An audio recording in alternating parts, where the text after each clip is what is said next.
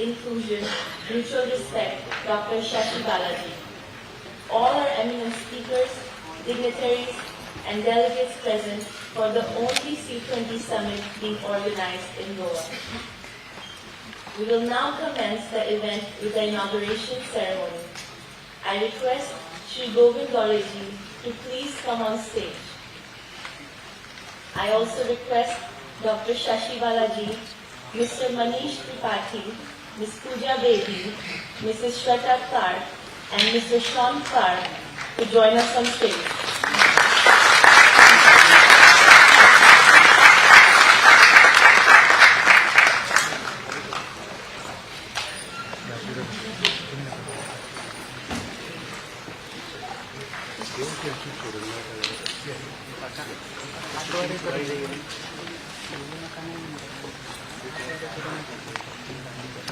पुढे इकडे ना तूच काय सेफ मार्जिन तयार होत नाही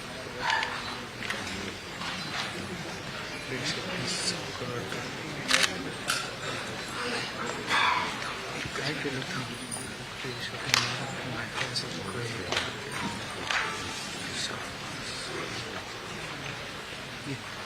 Mr. Sean Karp from Maharshi Adhyatma Vishwavidyalaya, one of the co-organizers of the C20 Goa Summit, will share with us an overview of the objectives and goals of our working group on diversity, inclusion, and mutual respect, as well as the purpose of this conference.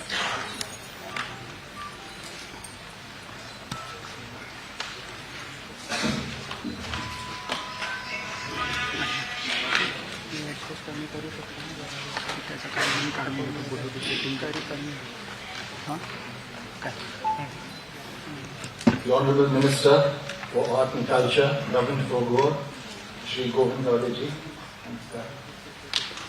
speakers, and distinguished delegates of the C20 conference. It's truly an honor to stand before you today as we gather here to listen to talks by eminent speakers from various verticals in relation to the working group theme of diversity, inclusion, mutual respect. As we commence this only C20 event in Goa, on behalf of the working group, I would like to offer my deep gratitude to the Government of Goa and the Indian Navy for the support that they have given us in organizing this event. Without their support, we would not have been able to have an event as grand as this. I would like to also thank our partner organizations, which are the International Center for Cultural Studies, the Maharshi Adhyatma Vishwavidyalaya, also known as the Maharshi University of Spirituality, Bharati Vidya Bhavan, and the Spiritual Science Research Foundation. They have all helped us to organize this event. Under the stewardship of India, who has the G20 presidency this year, the theme is Vasudhaiva Kutumbakam, which is one earth, one family, one future. It is an expansive thought and much needed for today's world to embrace. The platform will be an advocate to showcase and promote values of richness, of diversity, cherish inclusion, and foster mutual respect. Diversity and inclusion and mutual respect are not merely buzzwords or abstract concepts. They are in fact pillars upon which we build a harmonious and prosperous society. So just let's take a moment to reflect upon the meanings of these words.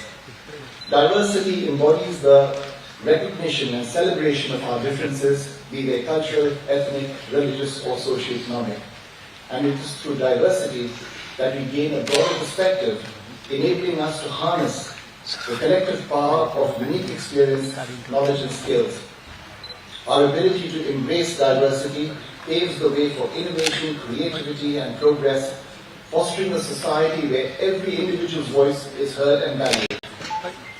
And inclusion goes hand in hand with diversity, as it empowers us to create environments where everyone feels welcome, respected, and included.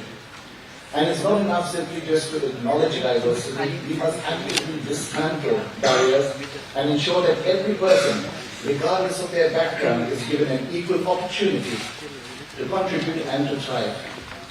Inclusion demands that we foster a culture of empathy, compassion, and understanding where no one is left behind. Mutual respect is the cornerstone upon which diverse and inclusive societies are built. It is a recognition of each person's inherent worth and dignity. Mutual respect encourages dialogue and collaboration and the bridging of divides. When we respect one another, we pave the way for peaceful coexistence, enabling us to overcome differences and work towards shared goals. And it is through mutual respect that we build bridges, nurture relationships, and create lasting change. As we gather here today, we also must confront the challenges that threaten diversity, inclusion, mutual respect. Discrimination, prejudice, and inequality persist in our societies, hindering progress and denying countless of individuals the opportunity to reach their full potential. It is our collective responsibility to break down these barriers, to champion the rights of the marginalized communities, and to promote fairness and justice for all.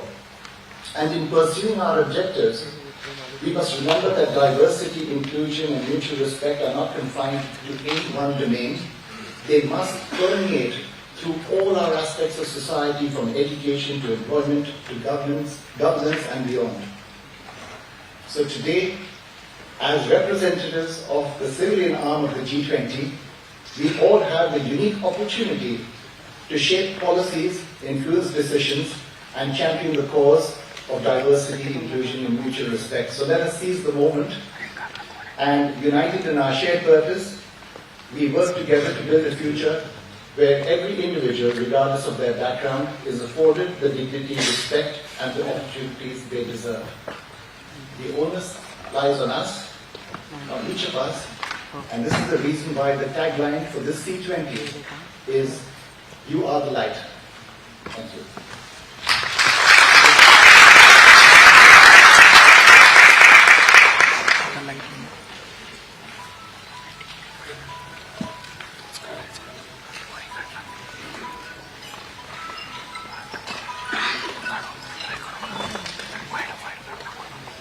Thank you, Sean, for the enlightening opening remarks. We will now proceed to the ritualistic lighting of the lamp. There is a verse in Sanskrit, Tamaso ma Jyotirgamya, which means, take me from darkness to light. As the lamp is lit, we pray that we move from the darkness of spiritual ignorance to the light of divine knowledge. I now humbly request Sri Govind Gauriji and all the dignitaries on stage to please light the lamp.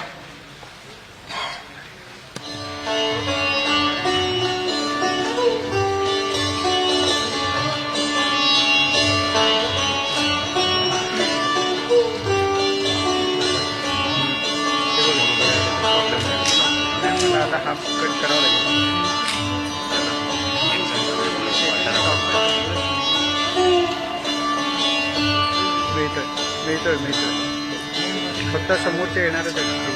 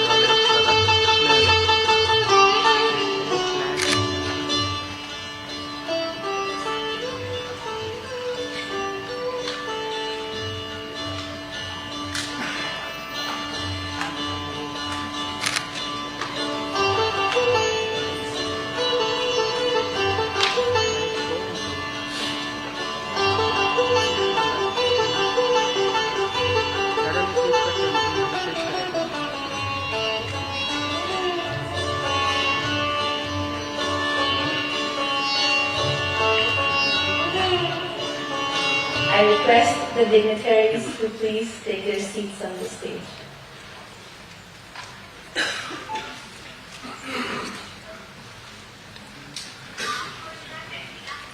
We will now begin with the felicitations to honor our esteemed dignitaries on stage.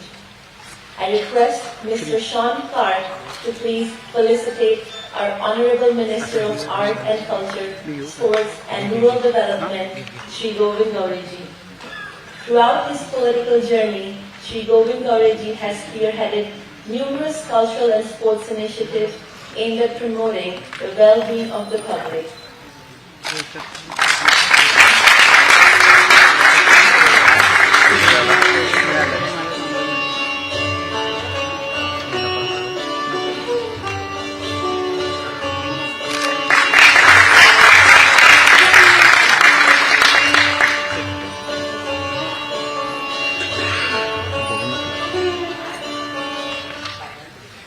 I request Mrs. Shweta Clark to please felicitate Dr. Shashi Balaji.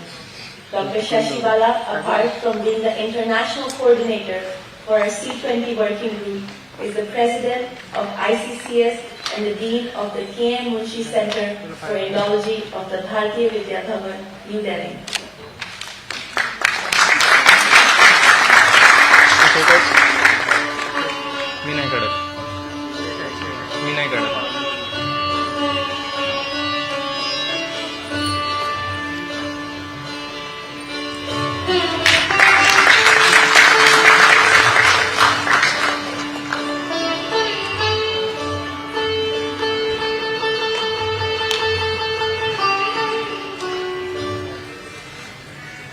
I request Mr. Sean Clark to please felicitate Mr. Manish Tripathi. He is the CEO of Marble Rocks BCC from Singapore and also the board member of the Singapore Indian Chamber of Commerce and Industry.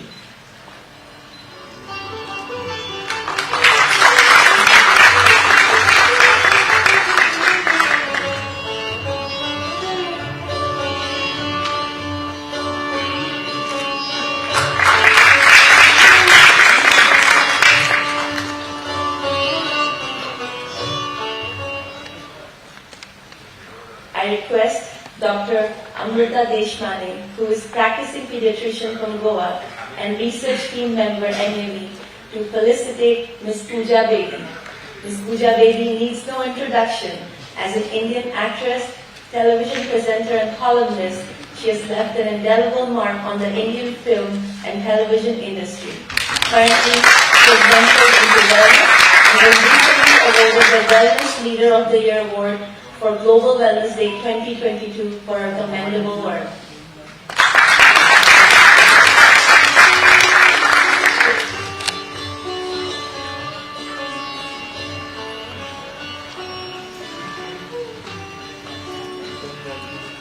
I now request Mr. Praveen Nayak, Senior Functional Architect, Cognizant and Research Team Member NAV, to felicitate Mr. Sean Clark. Sean is the editor of SSRF.org, a leading spiritual research website visited by over 65 million people from all over the world, and is a part of the faculty for spiritual research at the Maharshi of Mathematics.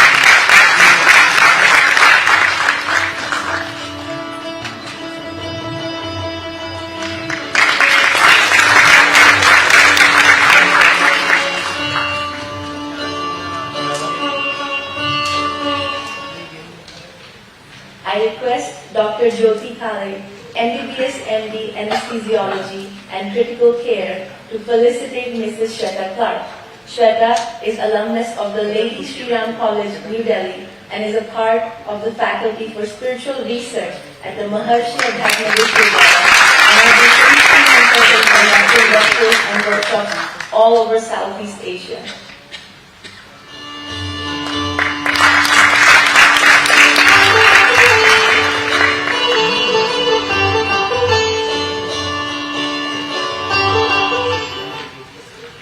I request Mr. Narayan Narkari to felicitate the MLA of Vasco, Mr. Krishna Salva.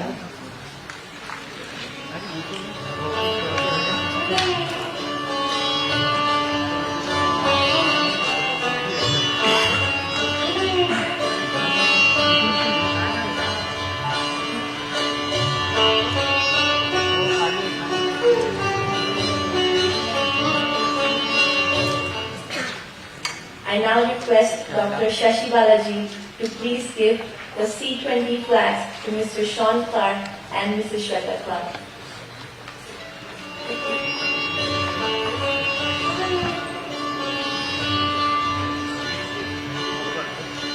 Shweta नीट उभी राहायला पाहिजे. श्वेता मागे यायला पाहिजे.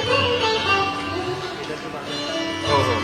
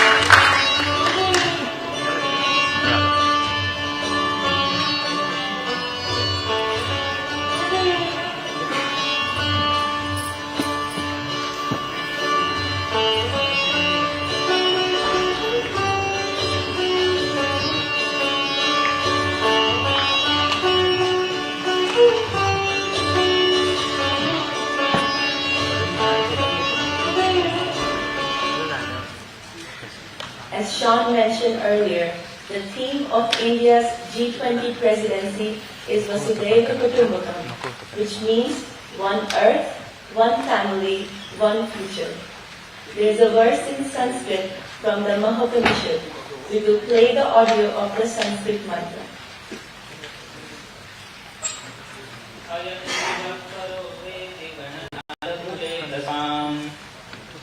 अयं निजः परो वेति गणनालघुचेतसाम् उदारचरितानां तु वसुधैव कुटुम्बकम् अयं निजः परो वेति गणनालघुचेतसाम् उदारचरितानां तु वसुधैव कुटुम्बकम्. The gist of the wisdom in the verse is that some people say that this is mine and that is someone else. And this is an attitude that builds separation. Actually, we should have an expansive view and a big heart which embraces the feeling that we are all part of one big family. The audiovisual team and the music and dance department at the Maharshi Adhyatma Vishwavidyalaya, under the guidance of Dr. Shashi Balaji, have made a video to commemorate this C20 summit. The video encapsulates the theme of the G20. I now request Shri Govind ji to please inaugurate the video.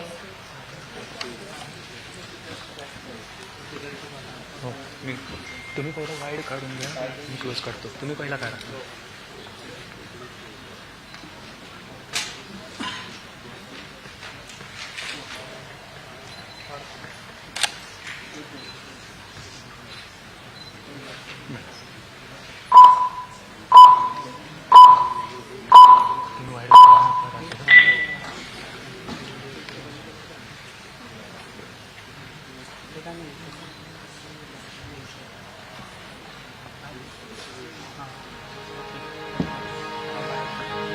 We believe in Vasudhaiva Kutumbakam, whole world family.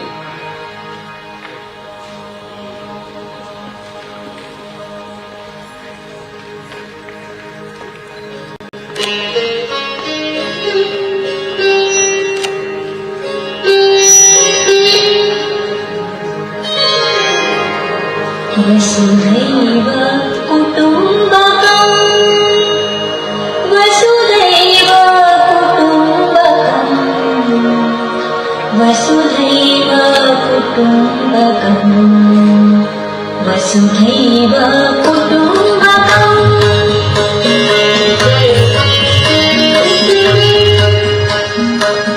आओ मिलकर इसे अपनाए, द्वेष की दीवार गिराए.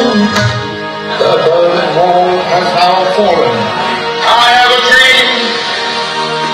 It is in your hands now. इससे भर जाएगा हिंसा का, दूर होगा हम सबका भेदभाव.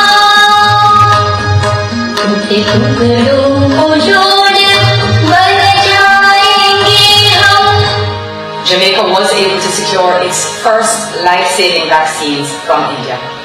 India's vaccine outreach exemplified its principles of equality and mutual benefit.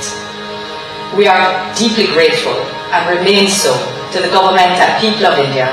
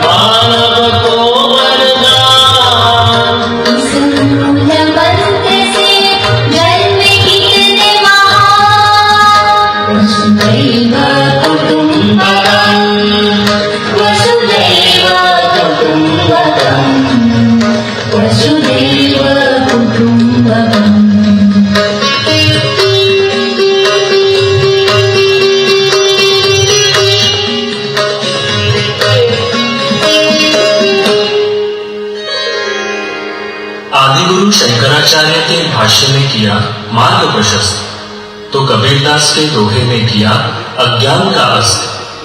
Tulsidas चौपाइया ने गोस्वामी कहलाए, विवेकानंद अपने तेज से विश्व भर में छाए। इन संतजनों के दिखाए मार्ग पर आओ चले हम।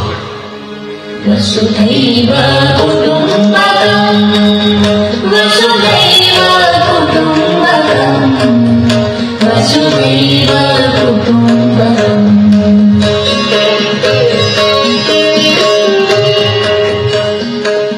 माता है पृथ्वी हम उसकी संतान, धरा से जुड़े पंज पर दे अपना जान। यह प्रण लेकर आओ करें जग का उत्थान। होगी मानव की प्रगति, अध्यात्म का पुनरुत्थान।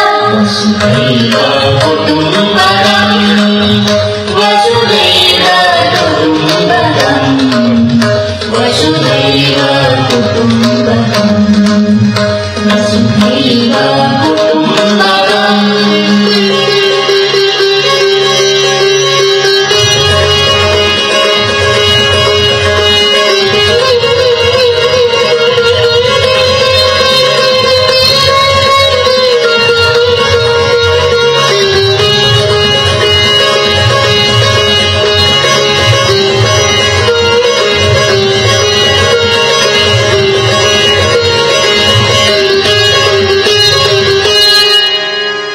वसुधैव कुटुम्बकम्।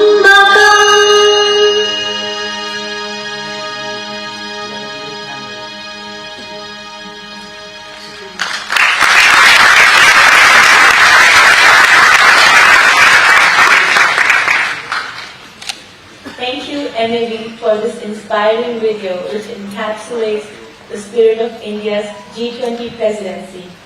And we hope that this presidency is a new leaf in the history of the world and it embraces this ethos that we are all one and that we are all interconnected and interdependent for the future of the world.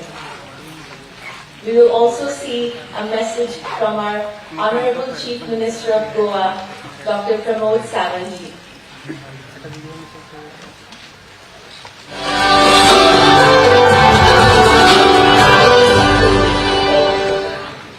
Namaskar. I'm happy to note that the Maharishi Adhyatma Vishwavidyalaya, in association with International Center for Cultural Studies and Bharatiya Vidya Bhavan, is organizing the only C20, which is the civilian arm of G20 event in Goa. Under India's presidency, the prestigious G20 meetings are being held in India this year. Goa is also proud to host 9 G20 meetings of health, development, financial architecture, supreme audit, 2 meetings of tourism, 2 meetings of energy and startup. The SCO meetings were also successfully held in the state of Goa. This is a proud moment for all Goans as international conventions which are leading to global peace and progress are happening in our beautiful state. Being the spiritual capital of the world, India will pave way for guiding the G20 nations towards unity, prosperity and inclusion. Under the dynamic leadership of the Honorable Prime Minister, Sri Narendra Modi ji, India emerging as a global leader. I am happy to learn that the C20 summit will feature a video titled Vasco Kutumbakam, which translates to the whole world is one family, highlighting their theme, diversity, inclusion and mutual respect. I wish all the distinguished speaker and delegates all the best for the event. Let us become the voice for the world and together go towards Vasudhaiva Kutumbakam, which embodies the spirit that the whole world is one earth, one family, one future.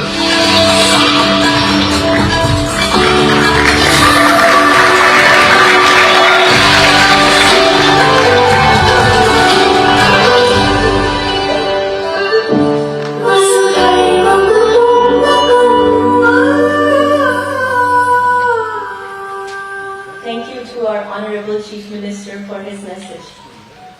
We now request Sri Govind Gauriji to address the audience and share your valuable insights.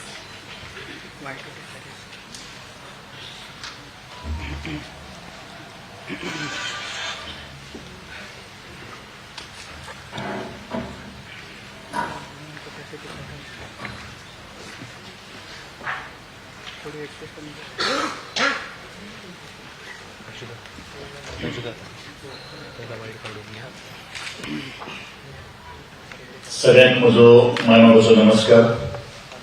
Namaste to each and everyone who have been present over here. It gives me immense pleasure to be in the midst of a lovely intellectual audience.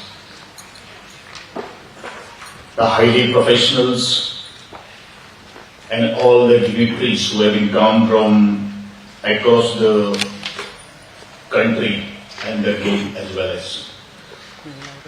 First of all, being on this C20, the first function is going to be, has been inaugurated just now, and we have Madam Shashi Balaji, who is going to communicate with you, who is going to address the lecture from here. The famous actor of this Indian Bollywood, Madam Pooja Vediji. The two people, the mastermind behind this organizing lovely program, Mr. Sean Clark and Madam Shweta Clark, all the respected dignitaries on the stage, off the stage, my dear reporters, the print media, electronic media. It gives me, I stand before you to represent my state of Goa. Actually, everybody knows the rich heritage of the Goa, but when we see Goa as a nationality, and just now we were talking about the Goa. Goa has been projected only for the sun, sand, and sea. But apart from these aspects, the Goa has got a very rich cultural heritage, ecotourism, and Goa is focusing on the spirituality, which is the main crux of this entire G20 and the C20 summit. Goa is a small state, but the epitome of a rich heritage, culture, and resilience. We are the state that ran the most protracted struggle against the colonization. India's independence was completed by integrating this tiny state into the mainland in 1961. Goa's freedom struggle was also India's freedom struggle. India is standing on the cups of history. India is amongst the few states that distinguish its civilization state.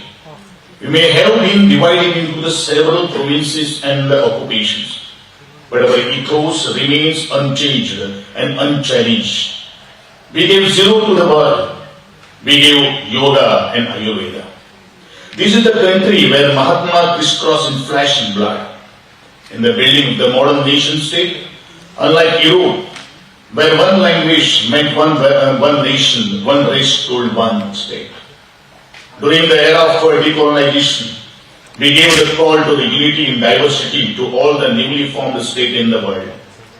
At the time of 75 years of the independence, what we call an Amritkal, India is the largest democracy with the most prominent human resource. In the international relations today, the military is not only the indicator of the power.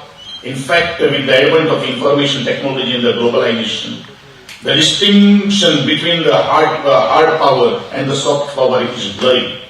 Culture has been one parameter of a state's ability to influence foreign relations. India has a vibrant and influential diaspora spread across the world. India enjoys tremendous goodwill and the support. From the developing world, India continued its role as a relief provider through various initiatives like C20 for needy people. India is holding the presidency of G20 this year. This is the historic moment that the Prime Minister Narendra Modi has incorporated culture into the discourse of the public. Democracy is most of the vibrant manner. As the Minister of Art and Culture, I really appreciate the initiative has been taken by each and everyone to take our country, our nation, to a next level. Our Honorable Prime Minister is there, our Prime Minister vision is there, to make our nation a superpower nation. And this can be possible only when a people like you, the intellectual people, contribute to each and every field. And we have to reach to each and every part, every corner, not every part, every corner of the state and the nation too. Then only it is possible as to give the best where, and as far as my knowledge is concerned, when I travel to the different parts of this world, our culture is very important. Our culture, while it is nritya, drama, music, sahitya, shilpa, chitra, our own goal and the national artist has taken this nation to a very greater heights. And this is where we are giving an immense contribution to building this nation. But unless and until there is a deliberate discussion, debates on every field, on every issue, it is not possible for us to gain the knowledge and to impart the knowledge to the others also. We are also developing. I always would like to say that we have been several years, we have been saying that India is a developing country. But when we are going to give a full stop, the India is a developed country. India is a developing country, that means we are not socially strong. As far as security is concerned, we have to work towards very hard. And that is why when we are going to give the best in every field, without any expectation, by the most dedication, definitely we can contribute to the nation. But for this, let us come together, let us join together. For this we have to give our valuable time. Then only it is possible. We have to convince to the people. There are so many people who has got a misunderstanding. And apart from the politics, I think the social engineering is very much important in every field. And if you take the consideration, the mental balance is very important, and the mental balance is going to come when we are going to work towards the spirituality, or when we are going to have the spirituality among the minds. Definitely it is going to be ignite our mind. And that is the very most important. And when we are going to collectively, we are going to march forward, then only it is possible to achieve the dreams and the goals which have been set in front of our eyes. I'm not going to speak more. Actually, my subject was very different because I am supposed to speak in the evening session. But unfortunately, our own Chief Minister is not there in the town. That's why some responsibility has been shouldered by me. I'm very much thankful to you all people over here. I see a lot of faces who are very intellectually in the different fields. And we give this knowledge, we give this impartial knowledge and transform the ideas. Then only a new India will definitely come, and we are going to have the wider India towards the development. And we are going to one day we are going to prove that we are the most superpower in this entire globe. And one thing I would like to say, our music, our Shastriya Sangeet, and every aspect. I've been to the New York in the ISKCON temple, the Krishna temple. I've been over there at around 12:30 to 1 p.m. when Aarti is going to be happen. But those people, the American people, were blowing or playing our own instrument. They were singing our own Aartis. That is our culture, our identity, which has been originated from the Dipastham of every temple. Our culture has been originated from the Mand. It has been come from the different area, and culturally we are very strong, and that's why India is very, very most powerful, because we are not believing in any caste, community, creed. And if we go with all the family, and that's why Vasudhaiva Kutumbakam, the one earth, one family and one future, is the best tagline which has been given to this G20. And let us work together for making our nation and to reaching our nation to a next level, a greater height. Thank you very much for listening me patiently.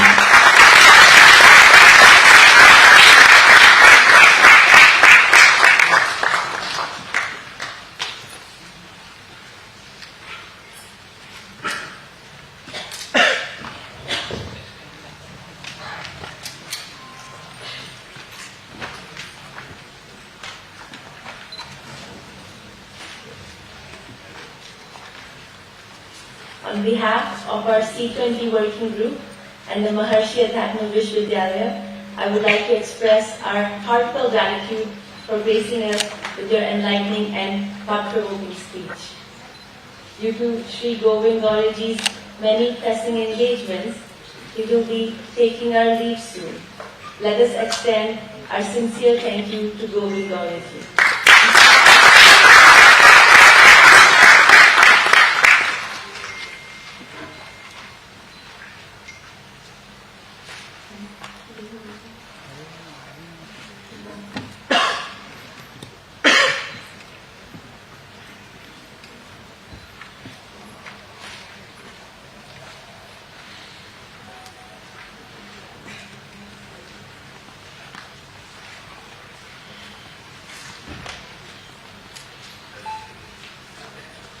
So now we will be commencing with the first panel of speakers. For the first session, I request Dr. Shashi Balaji, Mr. Manish Tripathi, and Mrs. Shweta Clark to please remain on stage, and other dignitaries can take their seat in the audience.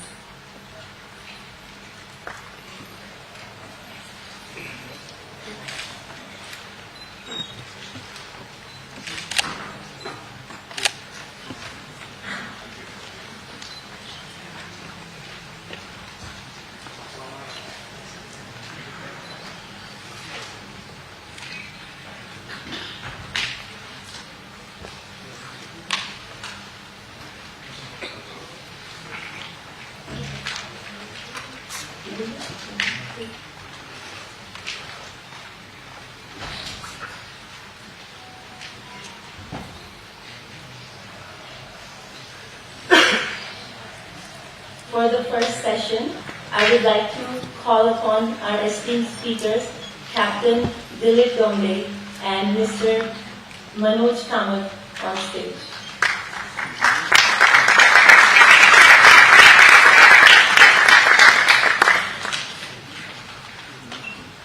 And I would like to also call upon stage Mr. Ajit Padmanabh.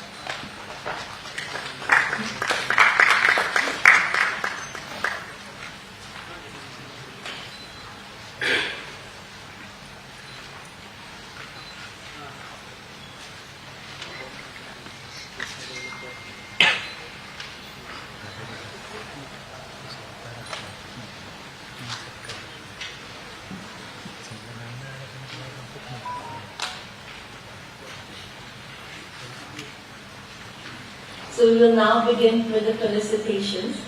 I request Mr. Gururaj Sharma, a professor in mechanical engineering from Deva University, to please felicitate Dr. Manoj Kamath. Dr. Kamath is the principal of Srinivas Sinai Dempo College of Commerce and Economics.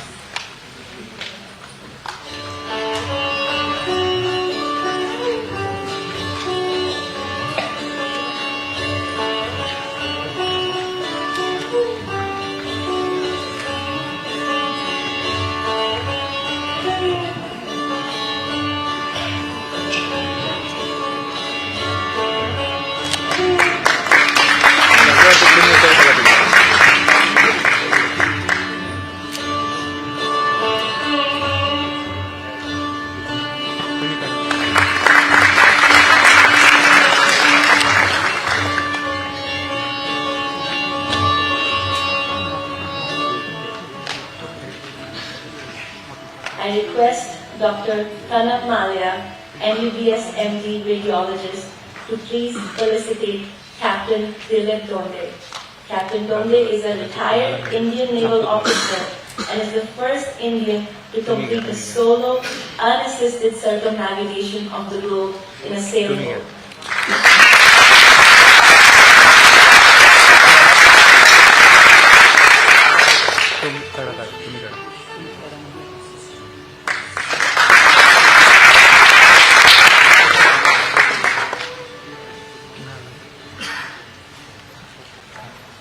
I request Mr. Rishikesh Gurjar, CEO, Reliable Engineers Industry, manufacturing journal bearings, to please felicitate Mr. Ajit Padmanabh.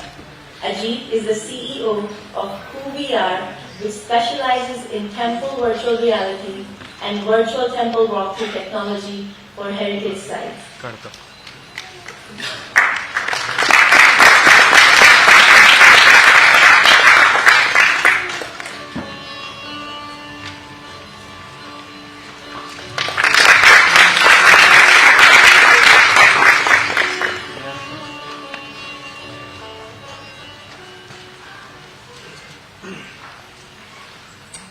We will now go on to the presentation. As the international coordinator for the C20 working group, Dr. Shashi Balaji has worked relentlessly with many CSOs and NGOs worldwide to bring about a change for the global community, while also preparing policy recommendations for the G20 nations. We request Dr. Shashi Balaji to share her thoughts with us.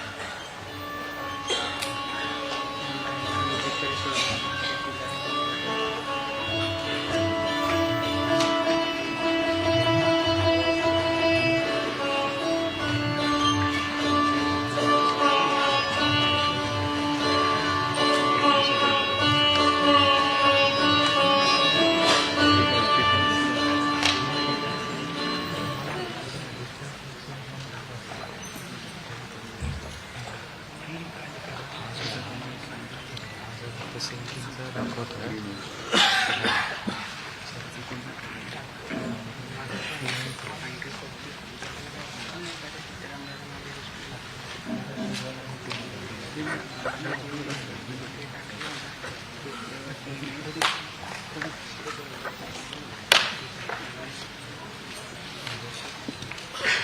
Namaskar to all of you, Honorable Minister of Culture and Arts, Shri Konkani, all the co-panelists, organizers. It's a great pleasure for me to be here. As we are one family, we have a lot to share, our knowledge, our ideas. We have gathered here under C20, which is under G20. Why this is all happening, I just want to focus on it. The world has entered into turmoil, conflicts, wars, terrorism. Why it is all happening? Because the sacred is eroding in the name of modernity. And secular is overpowering. The whole civilization is organized around greed. There is enough for needs but not for greed. Earth, water, air, everything is polluted. Sky is shattered by bombs. Environmental pollution needs fast solutions. Marine life, animal world, it's all endangered. Aspirations of humanity are not in balance with the available resources. Each country is trying to harness in the best possible way because they are told that man is the master of nature. According to Indian philosophy, our way, the rishis told us, it's not like this. Tension has to be eliminated. And it can be possible only through the path of sacrifice, love, compassion, kindness. It's only the spiritual path that can give us these values and knowledge. And because India wants to share these values with the world, that is why Mata Amritanandamayi Devi is given the presidency of C20. And the logo that is given to C20 is You Are the Light. You are the light means we respect your knowledge, we respect your experience, we respect your thoughts. So, worldwide, what people are talking, that they need peace, they need brotherhood, they need harmony, and India is the only country that can share its knowledge, its experience, and that experience, that knowledge is bequeathed by the rishis, the munis, the gurus, the acharyas, over thousands of years. From where and how did they get the knowledge? They were sitting in the under the pure blue sky where they could see the pure water flowing in the rivers they had. They could see the trees around them. Everything was given to be given. So they had the lesson. They gave us this lesson, Sarve Bhavantu Sukhina. They gave us the lesson that everybody is equal. Hridayastam Bhavaya Devam. We, everybody, wherever is born, in whatever caste or color, we don't discriminate anybody. We take everybody. We respect everybody. We include everybody in the march going forward. What is happening today is mercantilism, capitalism, communism. What are they doing? And what India says, don't be greedy for anybody's wealth, anybody's share. So you are born in this world, you have to enjoy whatever is required in your life, but please be careful that we have to leave for the future generations also. So the bhavana, the feeling, the sense of tyaga has to be there. And looking back, you can see what is happening in the world. Disrespect and exclusion, the sense of exclusion, what it has given to the world and to India, also we have to talk about it. What happened to Yazidis done by the ISIS? What happened to Roma? People in India do not know. The so-called gypsies, they were all Indians, and genocide of Indians in the concentration camps on the orders, following the orders of Hitler, how it went on and on. In most of the European countries, how many were killed brutally. We do not know what is happening with the Hindus in Pakistan and Bangladesh. We talk about minority, the status, the issues of minority, but what is happening to them. Indians were taken as indentured laborers to a number of countries because when colonial powers came, they cheated them and and took them to distant lands and misbehaved, tortured them. So we don't have time to talk all about this. Please Google on about the Girmitiya countries, what happened to them. So G20, what is G20? The agenda is G20 to find solutions collectively. So the heads of the state are going to sit in Delhi. Many ministers, many conferences, many meetings are going on, and they will continue this whole year up to September and then October, November. And because we want to establish peace and sustainable development, find solutions for management of finance, equality, democracy, and all these things. So, but we as Indians would say, yes, I hope you will accept, or if you don't accept, please send us your ideas, that there can be no single solution to a particular problem in all the world, because all the problems arise in different countries because of different reasons, because of different mindsets. What India can give is again the voice of the rishis that gives us purity of thought, clarity of vision, transcendence in life. Adhyatma, we transcend, we go up and up, we take our consciousness to higher levels. So where the ideals of life is not just to enjoy the life as much as you can, but live with tyag, tap, sacrifice, generosity, jnana, seva, etc. And we don't demean anybody. So under C20, there are 14 working groups all over India, many organizations. There are more than 2,000 civil society organizations. Those who have joined the government, because our Prime Minister very clearly said that G20 is not going to happen only in the capital city, Delhi. It has to reach the farthest corners of the country, because we do not know from where a noble thought can come, and it can help the humanity all over the world, not only G20, because we have invited a number of other countries also. I would just point out about the UN that advocates diversity and inclusion, but what it did in 1951, it clearly said that destruction of ancient cultures will be done because they are not modern. So in the name of modernity, native cultures were killed. So there was a lot of loss of lives, culture, exclusion, discrimination, all these things. Another question that comes to my mind is, what is the result of the activities of the earlier adopters of capitalism? So we have to talk about it. Authoritarian regimes who have adopted capitalism are freely using the all kinds of resources. So what we need to fight these problems, we need insight, inspiration, purity of knowledge, experience, strength, tenacity, values, etc. From where will it come? It can come only from the spiritual path that has the capacity to give us all that we need today. Indian culture has given its time tested over thousands of years, and we have a history of over 2,000 years with documents.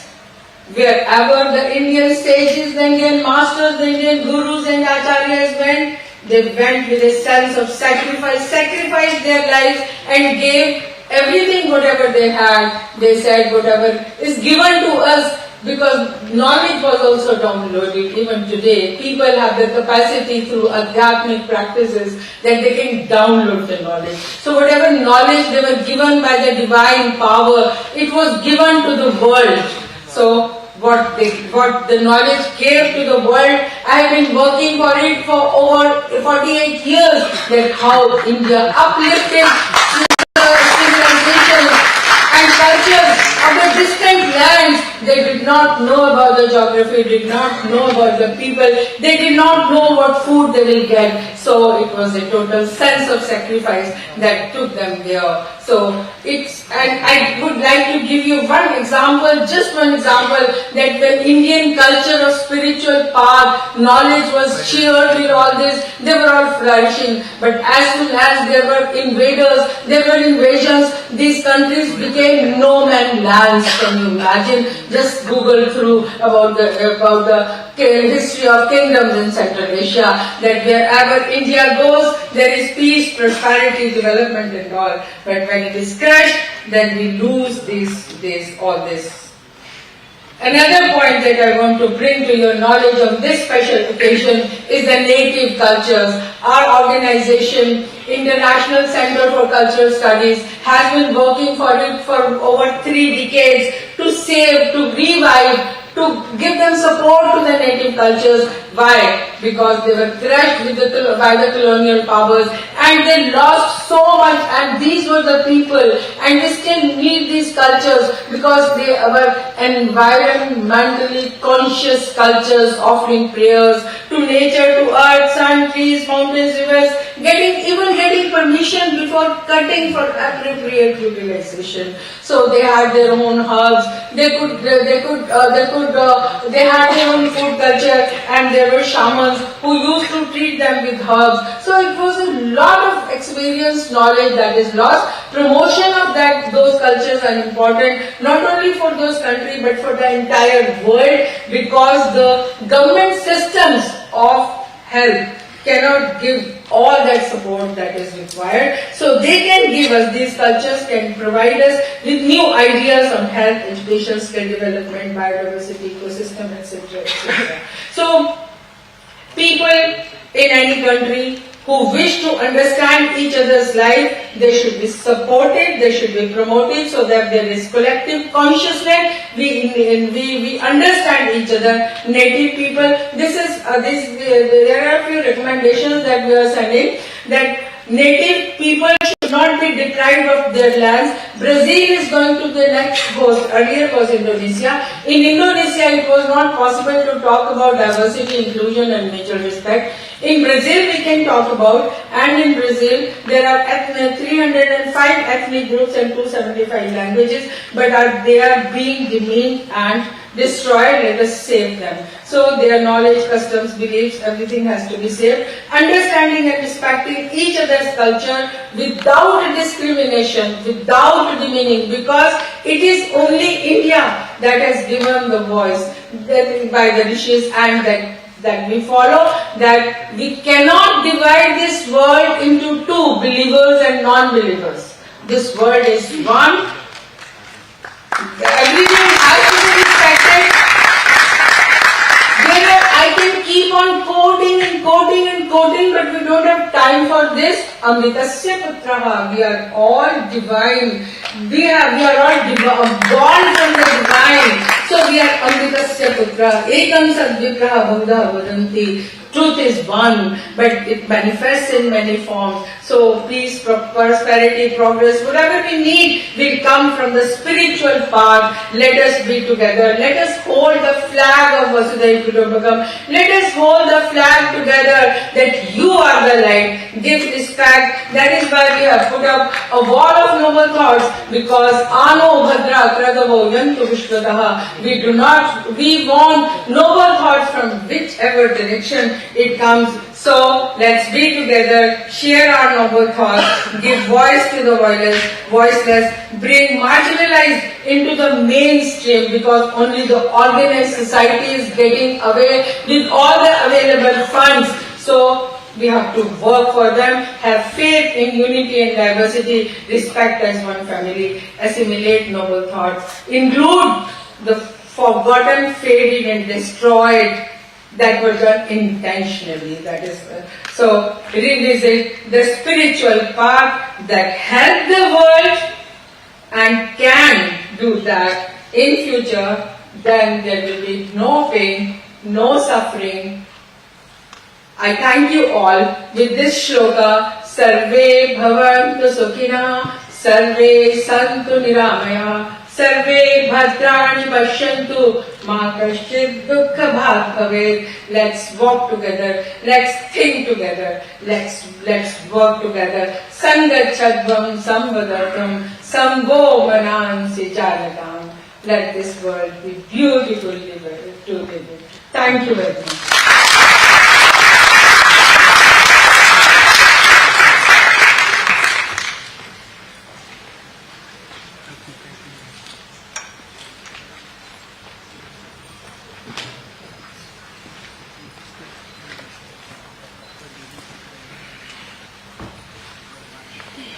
So thank you, Dr. Shashi Balaji, for sharing about how the Presidency of India, which is also the spiritual leader of the world, will help pave the way for the well-being, harmony, and growth of the G20 nations.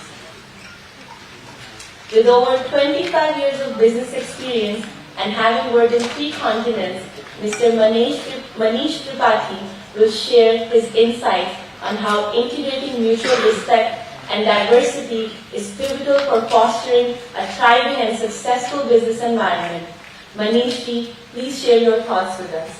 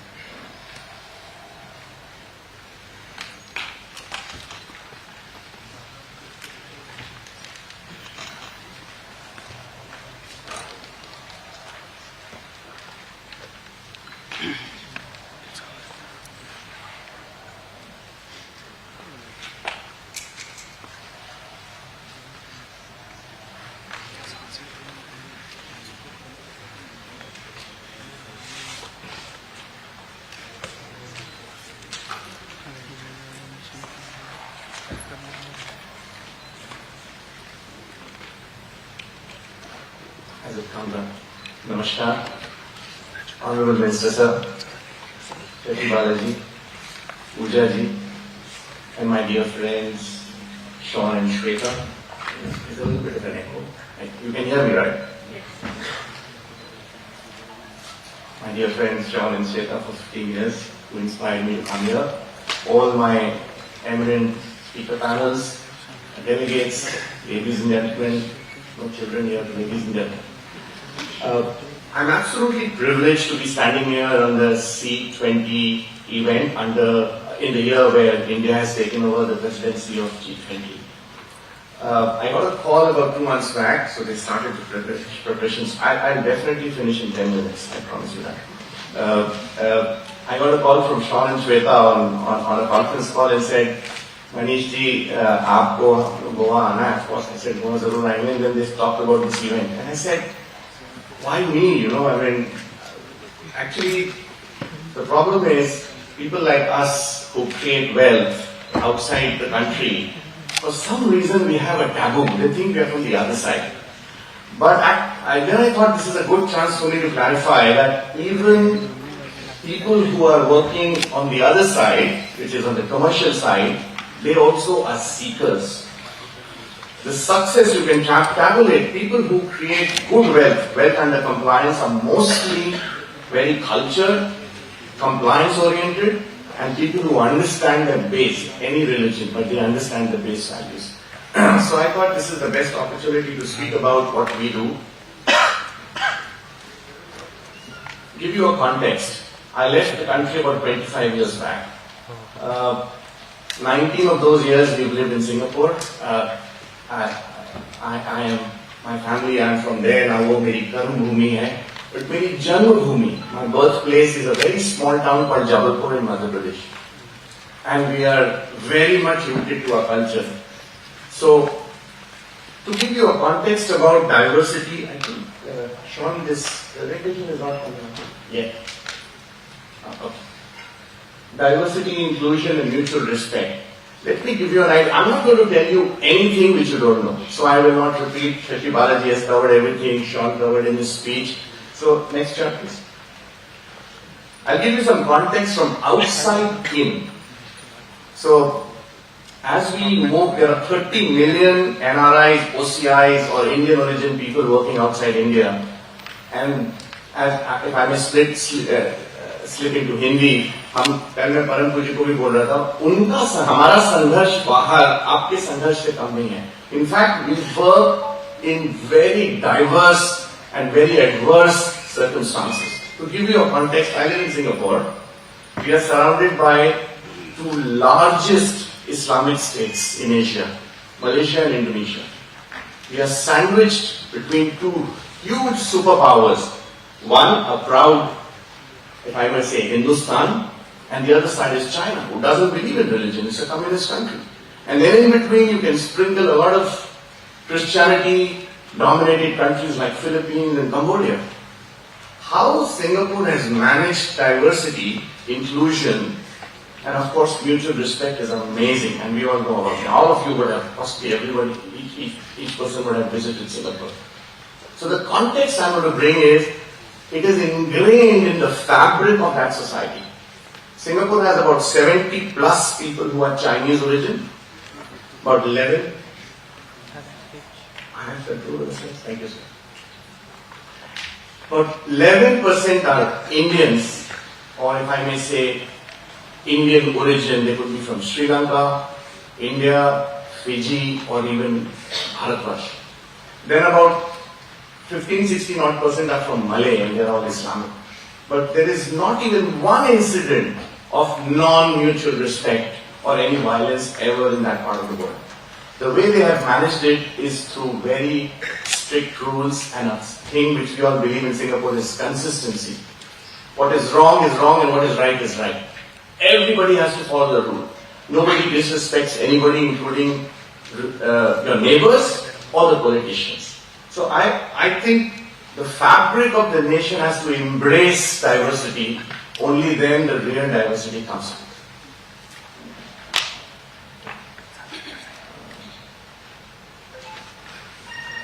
Let's talk about that.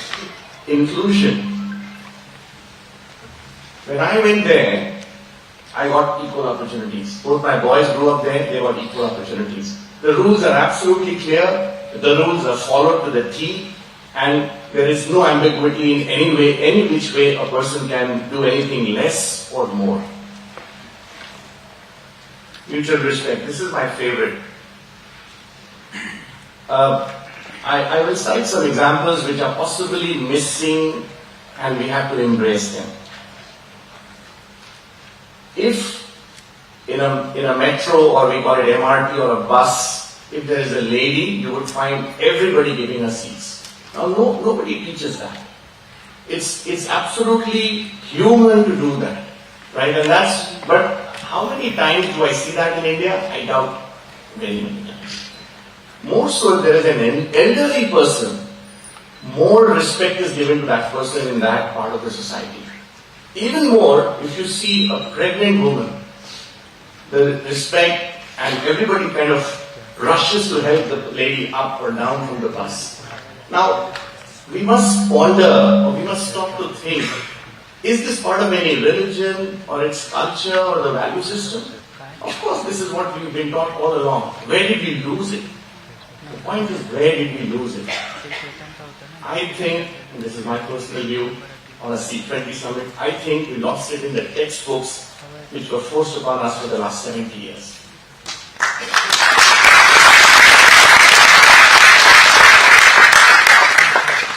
We were reading about greatness of people who butchered us. We were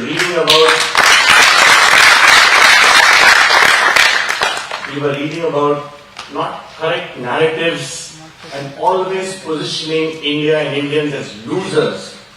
Nobody told us about the battles we won And I'm not going to tell you anything you don't know, right? But the message is, we lost it in the textbook, and I'm a victim of that generation.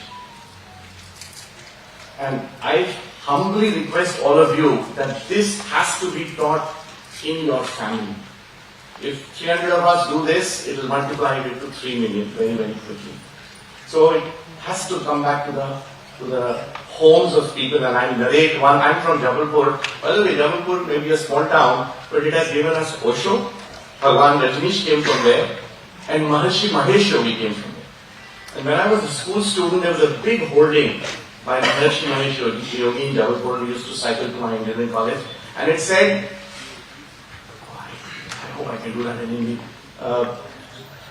समाज की सबसे सूक्ष्म इकाई परिवार.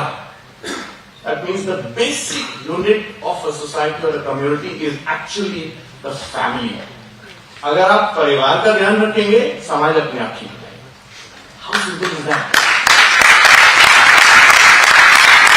अगर हम सब अपने परिवारों का, if we just take care of our family, and we see that our children, grandchildren know what is Hinduism, how great our Sanatan Dharma is, and I'm not trying to demean anybody else, right? If you see my narrative, it will have no reference to anybody else. Yeah, but I can talk about myself, right? I don't think so. I don't think so. Just because I live outside India, I know what happens. The moment you start a conversation on Hinduism on a table in a marriage party, your table is empty. People leave you. Why is that? Why are we ashamed of saying that Bharat is the only country which can be the Vishnu Guru? Time has gone, ladies and gentlemen, for whining. Time has gone. We have to take. Because of our Honorable Prime Minister's leadership, you see what happened in Papua New Guinea. You know what happened in Australia. I was the core committee member, Honorable Minister Sir, when Modi ji came in 2015 to Singapore. We had 22,000 people. The Honorable High Commissioner made me a part of the core committee. I must tell you, there was never a show like that in Singapore. 25,000 people in the expo hall, and not one evidence of any Hooglism or any Rowdyism. And then we saw India rising. This was 2015.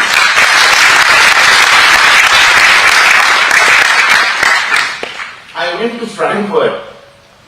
I was not allowed to get out of the plane in 1991. They did Indians, or if I would say South Asians, immigration check inside the aircraft. We were not even allowed to go out and queue. And today, when I queue up, I get utmost respect. Thank you very much.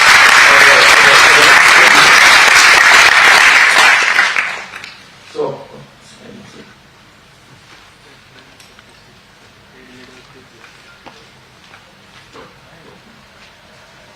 I took permission to add 2 more things. One is equal opportunity. I told Sean and Shweta, and I want to add one more, which is meritocracy. All this is fine, but the fabric will not be intact if we lose sight of meritocracy. Please do not promote mediocrity anywhere. Anywhere. Bollywood or funds. Do not promote mediocrity. Because if mediocrity prevails, it brings the whole society down. And no human gets up in the morning. I firmly believe, I tell my team, tell me any guy who gets up in the morning when they are brushing their teeth, this is, "Aaj main kuch nahi karna chahta," or "Today I want to harm this guy," or nothing. Humans basically, especially Hindutva ke jitne log hain, or everybody is designed to get up in the morning and try to do goodness. It's the manager's problem that they do not motivate enough people to go and do goodness. So I strongly believe, and I'm using the word I, but I'm sure all of us will agree with me, strongly believe that meritocracy is very, very important in the society to have inclusion and all other parameters. And last, as I end my speech, I hope I'm on time. Okay, right? Last, Vasudhaiva Kutumbakam, बहुत अच्छी बात है. Atati Devo Bhava, बहुत अच्छी बात है. I dare say on this forum, I want to say something very important. as I have lived outside and I have really struggled very hard to make things happen, I want to give one message to all of you, and if you can convey this. Humbleness, which is a genre, which is a part of our society, Hindutva. Let others not construe humbleness as weakness. Humbleness is not a weakness. That's, you know what happened, right? We were humble and we opened the borders, and you see what happened, right? So please make sure that you come from a position of strength. There is no stopping of this great nation under the leadership of Prime Minister Narendra Modi to move forward and take either Vishwa Guru or all kinds of leadership in the world. But the society has to believe in it. I would love to see the youngsters believe in it, right? Go and stand face to face with any person with any talent in the world and compete. And please be humble, but don't be weak. Because if you are weak, nobody will respect you. Namaskar. Jai Hind.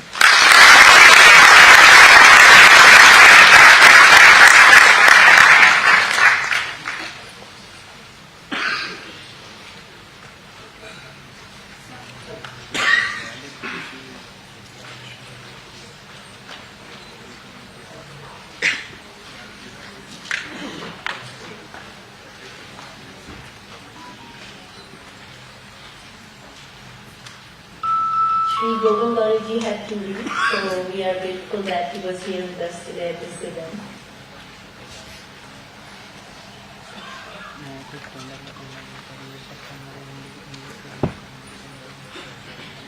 So thank you, Manishji, for that insightful speech and sharing with us your thoughts on diversity, inclusion, and mutual respect. It's very inspiring for all of us. Our next speaker, Captain Dilip Donde, an ex-naval officer, he will share with us his unique experience of being at the sea solo and how one sees the oneness in everything. I invite Captain Dilip to address the gathering.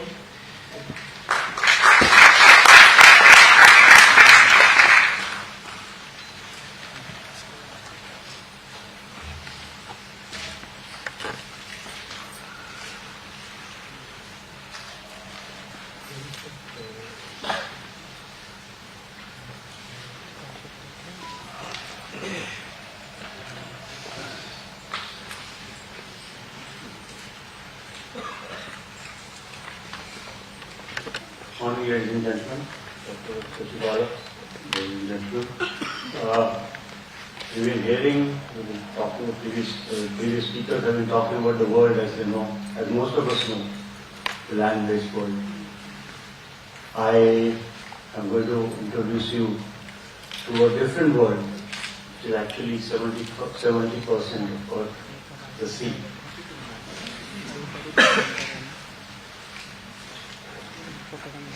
Can we have a projection?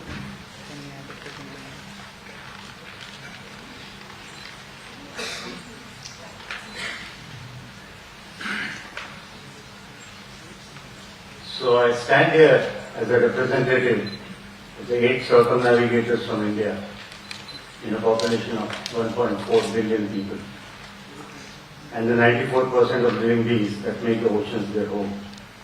Together, let us journey to the seas. Imagine I slipped on a pair of virtual reality glasses and are being transported to my world. Here on Madhi, the boat you see here, she took me safely across the oceans on her solo circumnavigation. A sturdy companion built for just such an adventure, one-of-a-kind boat in the country, built about 30 kilometers from here by a Goan boat builder out of a Dutch design with a South African mast, sails from New Zealand, engine and deck fittings from Europe and the US. What a mix of wisdom and expertise from around the world. The idea that we live in one interconnected world sinks into you when you go to sea in a boat such as Madhi. As you get away from the coast and lose sight of land, you are surrounded by a circle of water that stays unchanged. The sea does change its moods and hues often, and one never tires of admiring them. The nautical charts used to plot positions and navigate tell you which country's territorial waters or which ocean, sea or bay you are in. So these are all man-made concepts created by mankind for its convenience. The sea, totally impervious to the borders, names looks the same, whether you are in the Indian Ocean, the Pacific or the Atlantic. We just crossed the Indian Ocean to move into the Pacific with the seal pup chasing me. Sailing long distances in a slow-moving boat, as I did during my circumnavigation, with plenty of time and peace of mind to contemplate, one realizes how large and powerful the sea is. It took me over a month of continuous sailing to cross the Pacific. If an alien landed on a planet, the odds are that it would land in the sea, and its first impression would be that of a watery planet in a constant state of turmoil, yet teeming with life, most of it living in the oceans.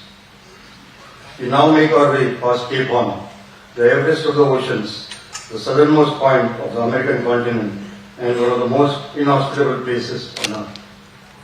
Talking about inhospitable places, the first time I made the mistake of facing a gale on deck with a mug of coffee in hand, the wind scooped the hot coffee out of the mug and splashed it all over my face and chest. I quickly learned to have my coffee with my back to the wind, with my body sheltering with my precious mug. The sea soon builds up with such winds, and you start wondering if you will survive to see the sun rise the next day.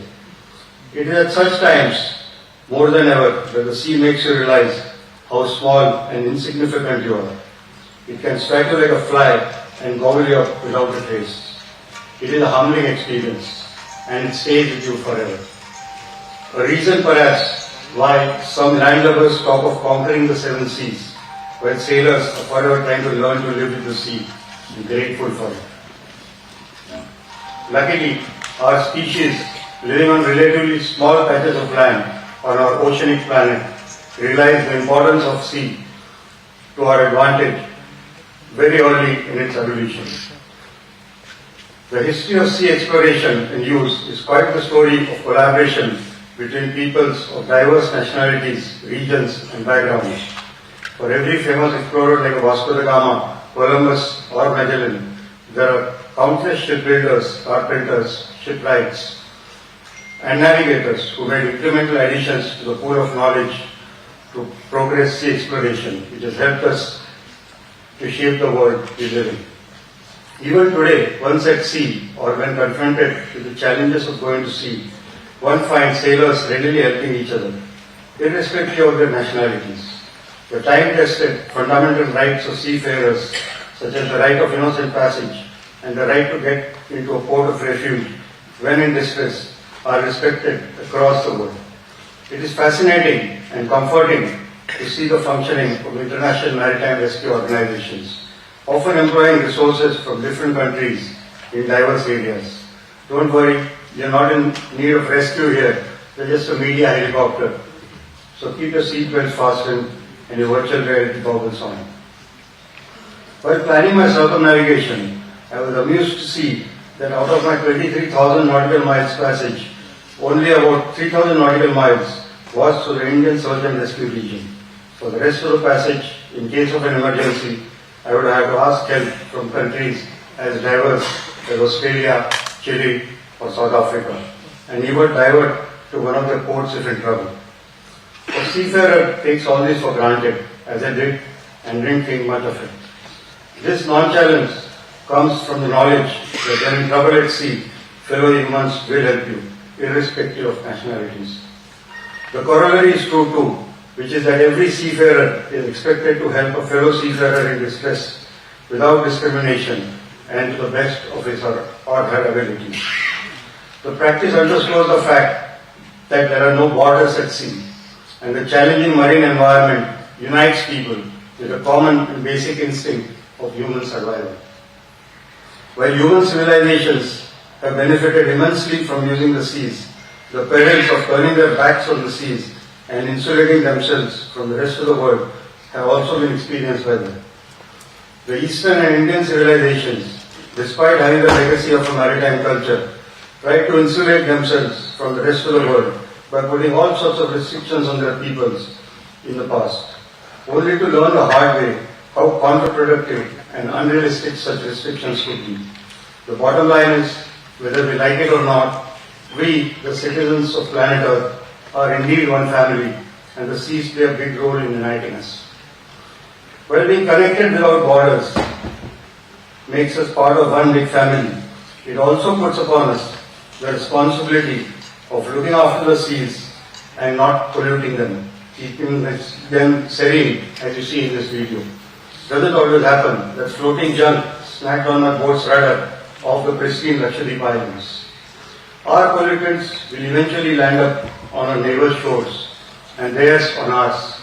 In a sense, it is like living in a large joint family where each member needs to behave himself or herself to keep the family happy and healthy.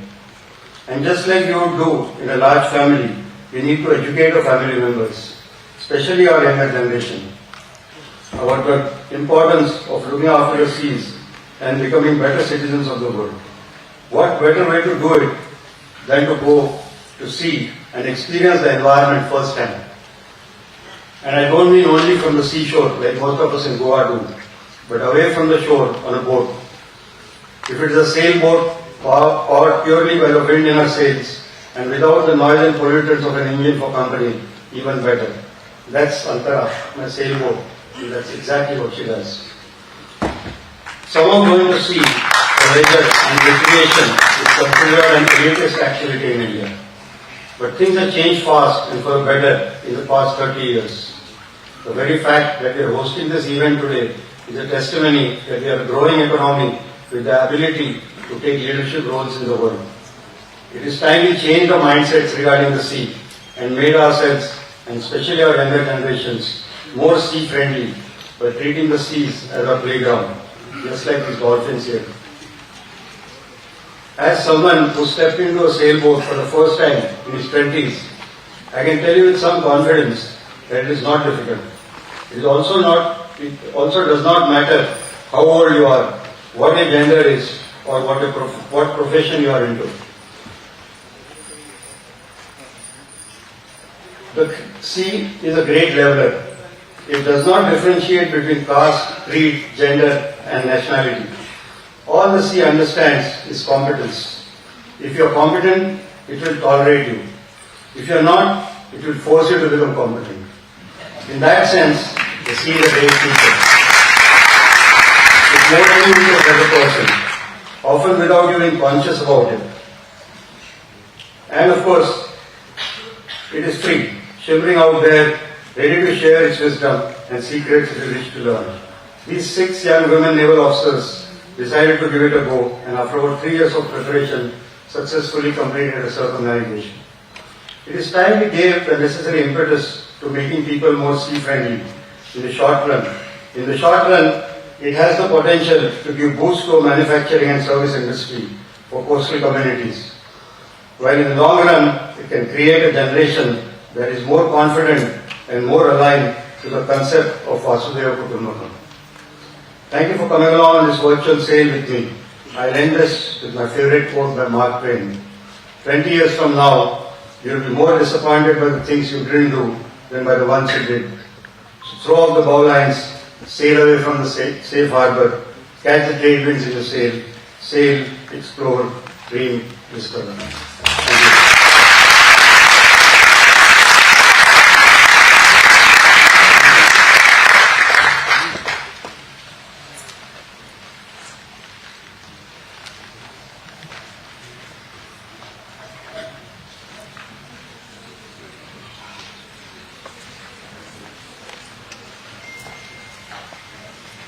Thank you, Captain Dilip Dole. We truly thank you for bringing the feeling of oneness with creation and our Mother Earth. One of the many areas of research conducted by the Maharshi Adhyatma Vishwavidyalaya specializes in the value of Indian temples. I invite Mrs. Shweta Clark to share this unique spiritual research with us.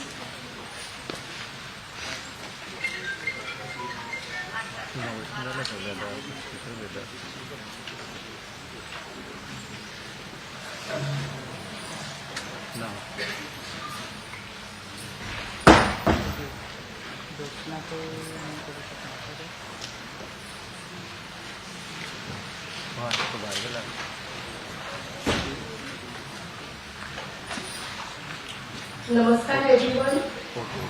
I'm very happy and grateful to be a part of this C20 summit, and where India is holding presidency this year for the G20. It's a momentous occasion, and I want to share it with all of you. And I'm going to speak about a subject that is very, very close to my heart. It's about Indian temples. And it is estimated that there are over 2 million temples in India. And temples embody the heritage and are the testimony to its rich culture. So when I was growing up, I was drawn to this Mahadev temple. Now Shivji is my Aradhya Dev, we say in Hindi.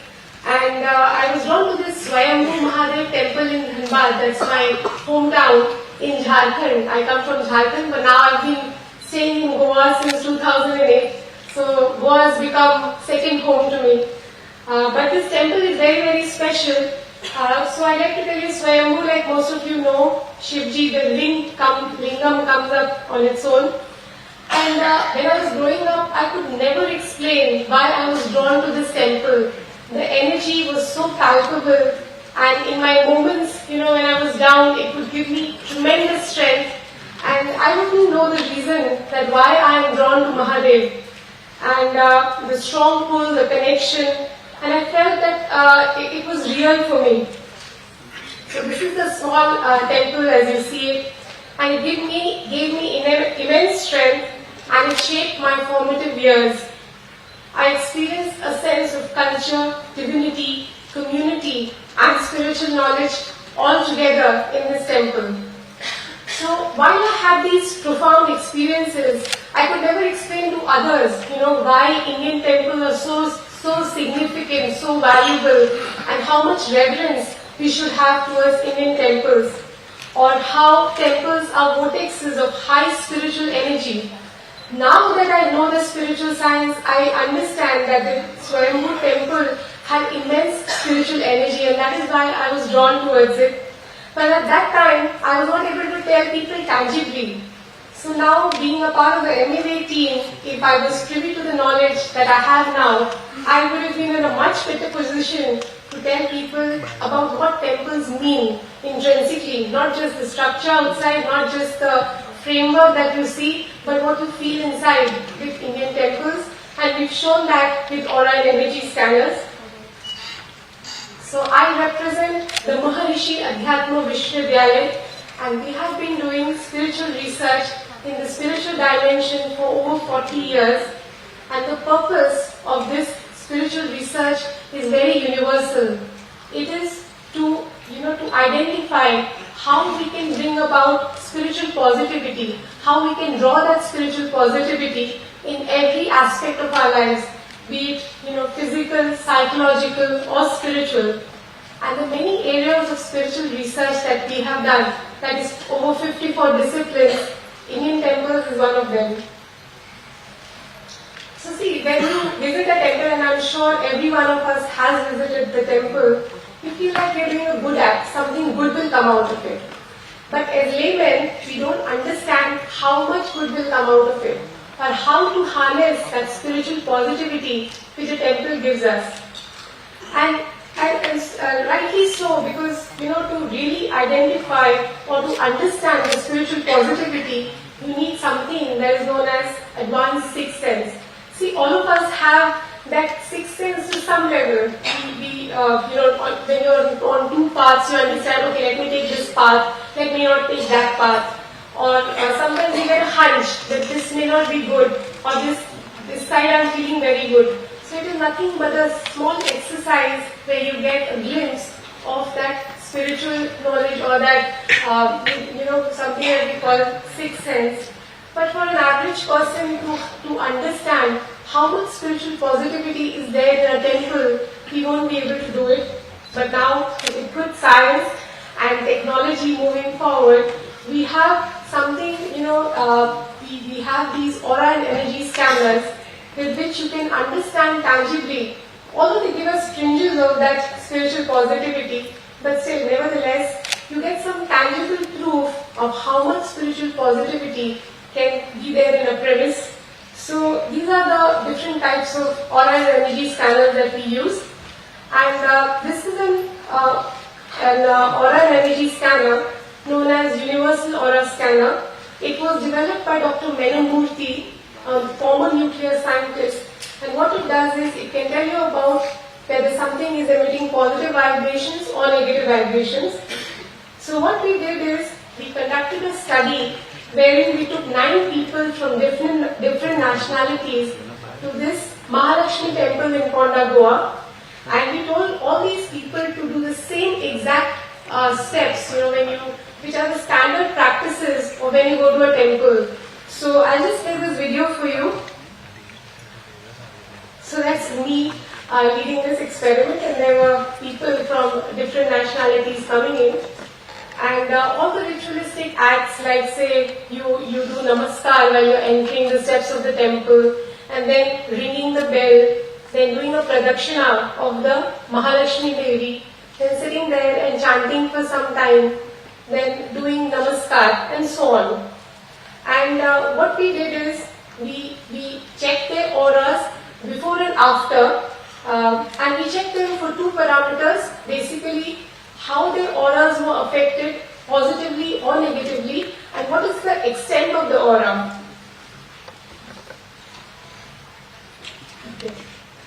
So in this chart, we've displayed 2 sets of readings, which are the positivity and negativity found in their auras, and how they changed before and after the temple visit. And the most evident finding, what we saw from this experiment, is that every subject was affected positively. So the average positive aura of all those 9 subjects went up by 155%, and the average negativity went down by 50%. So this is a strong indication that temples have a strong positive influence on people who visit them, regardless of culture, caste, nationality, whichever place you come from. Temples give you that ready positivity which is there. So how much we should value them. And also what we found is sometimes in these subjects that were there, the variation, we saw a variation. So some of the people, for one subject, the positivity went up by as high as 400%, and for one subject it went up by 25%. And what we realized through spiritual research is that one of the main causes of this variation is the devotion of the devotee. Because see, when you have that devotion, you connect with the divine. And it's not just your feeling, but the divine energy gets pulled towards you, and that shows up in the aura and energy scanners, isn't it? So that's what and this is just one example, this is just one drop of the experiment that we've done. We've done thousands of experiments which prove the same thing.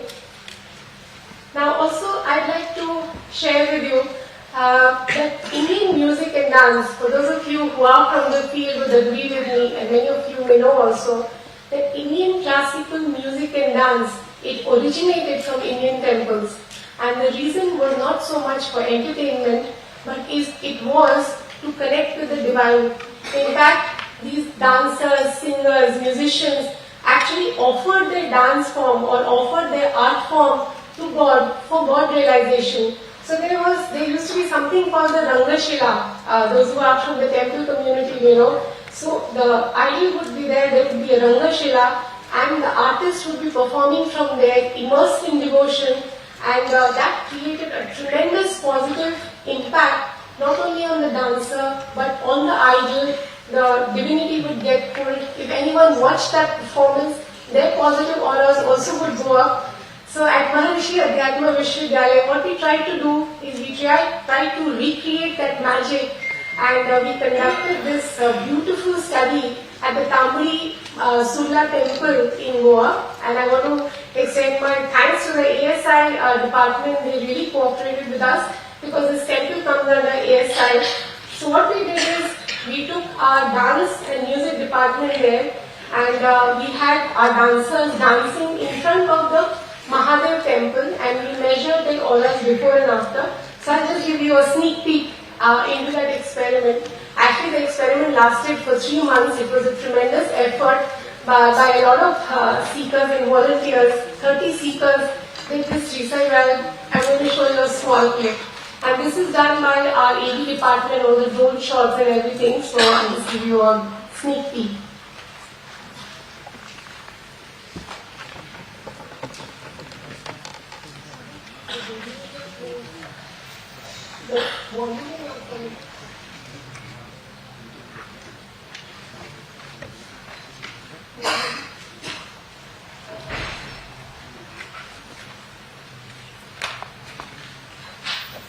So the Tamlisulla temple is surrounded by this rainforest, and we did it in heavy rainfall, and you will not believe the kripa of Mahadev, because we had to get drone shots, we had to clear people, we had to have the dancers in front of the Mahadev temple, and then take the aura energy scanners and measure their auras.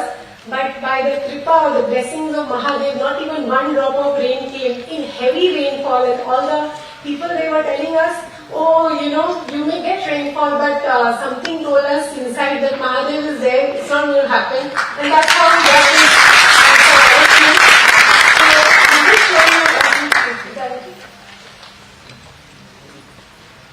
It's not coming now. The volume is not coming.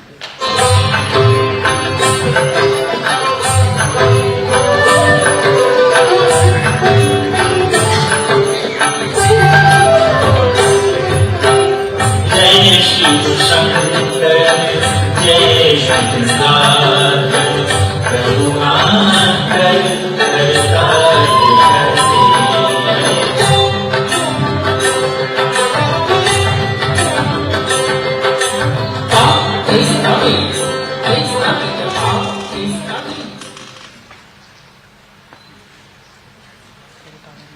So this is a 45-minute video. It is there on our website. We've just shown you, I think, a few minutes because of the time constraints. But it shows you how beautiful the energy is of the temple. And as you can see, we've measured the dancer, the shivling at the Tamlisulla temple, and we had kept some audience. We watched this performer. She's Sharmini Kanaskar. She's a Kathak dancer with us. And as you can see, her positive aura, just within 5 minutes of dancing in front of Mahadev, her positive aura went from 0 to 6%. Also the shivling at the Tamlisulla temple, obviously it had a positive aura before, but that positive aura went up. See, what happens is when dancers, performers who are devotees, when they dance with that bhav, or we call it spiritual emotion, they are able to pull that principle into that shivling. So the whole atmosphere gets charged, the devotion happens, the people who see it also get positively affected. So the seed is the Indian temple, but you see how much positivity it is spreading, it is purifying the environment. So this is just one short experiment that we showed you. And I'd like to express our special thanks to ASI for granting us this permission to conduct this experiment. Also, we found that temples, positivity is there, but the positivity can change from temple to temple, and there are different factors that contribute towards it. So, like the people who visit the temple, how pure or how clean they are keeping the premises, the priests, what is the bhav or what is the feeling with which they are doing the ritualistic worship, how pure is the ritualistic worship being done. Also, is it, with that devotion, the ritualistic worship is done in a proper way or not. So, see, all in all, what we're trying to tell you is that God has given us so many temples. It's a heritage that has come to us. It is up to us how we carry that heritage forward. And also, it's an education process that we need to give our children, to our young generation, so that they value and nurture it further. That is the purpose of this research.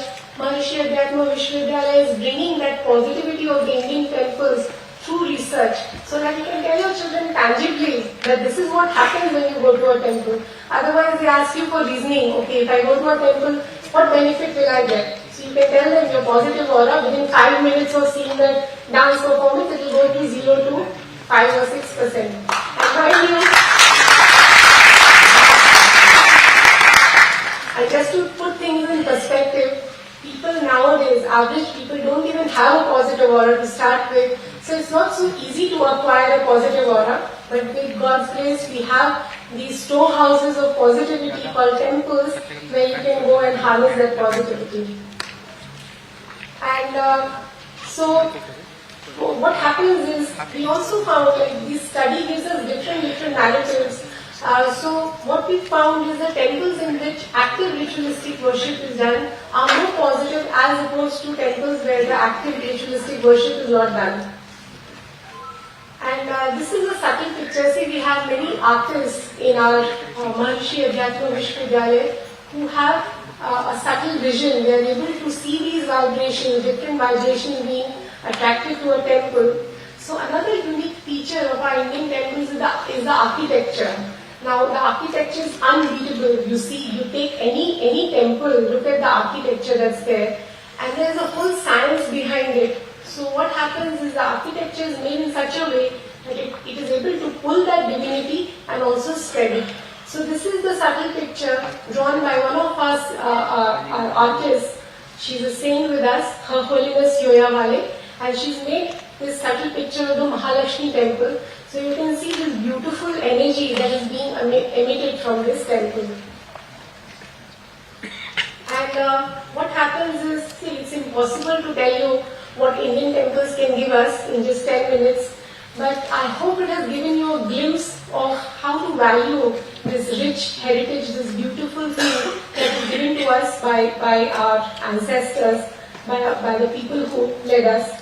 So when you visit whichever temple you visit, if you visit with the right attitude, you will get that benefit with that devotion even more. And when you visit a temple, there is a calming effect on your mind, which has a ripple effect on all aspects of your life. And there's a healing effect. So if you had those subtle vision glasses, you would see that you may go with some kind of a negative covering or some disturbance once you come out of the temple, that is gone, or the cleansing happens. And so it is our responsibility that we maintain the sanctity of the temple, we go there, we associate, we do something for our temples, and so that this positivity is not lost. And with that, I'd like to conclude. Thank you so much.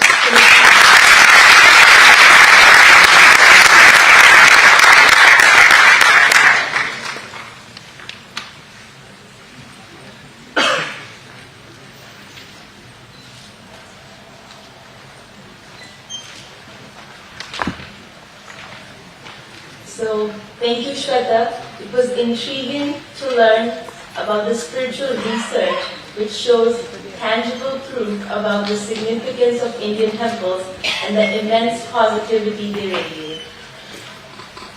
As the principal of the prestigious Temple College of Commerce and Economics, Dr. Manoj Kamath will speak about education and its role to shape the future for diversity, inclusion, and mutual respect.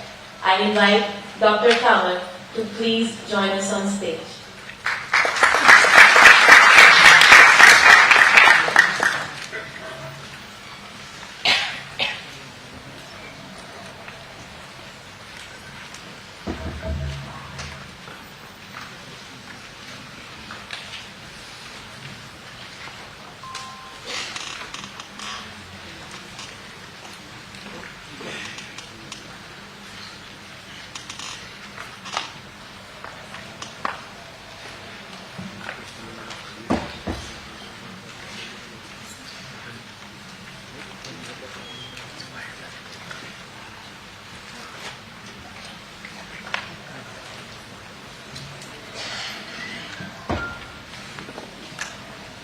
Sri Guru Namaha. Respected guests and the divine seekers, I will be presenting a small pilot study about an experiment which we made in our college. And this experiment was about bringing positivity in the curriculum, bringing positivity amongst our students via spiritual. Friends, I teach, and I'm a principal of a college, so I cannot talk about religion. but I always feel it is my onus to talk about spirituality. In education, we are confronted with these two important questions, which are posed by the UNESCO. And then I believe that each one of us, whether we are a parent, a teacher, whether we are from the community or a student, must always confront with these questions. First one is, as teachers or as educators, we need to answer whether we are paying attention to teaching peace through education.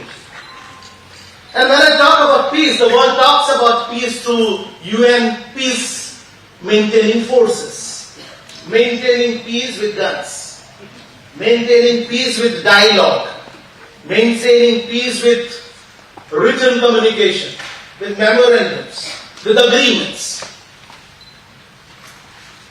The second important question that UNESCO asked us is whether our education system is strong enough, or whether we are really interested in producing something called as a peaceful younger generation. Now when I look at these two important questions, from the angle of spirituality and as an educator, I believe that peace cannot be influenced from outside. One needs to be peaceful within in order to bring peace in the surroundings. And of course, the answer is in our Vedas, the answer is in our scriptures. In the Ashirvachan mantra, which our scriptures give us after we perform some religious, we come in a religious setting, we are often told that we would gain Shanti.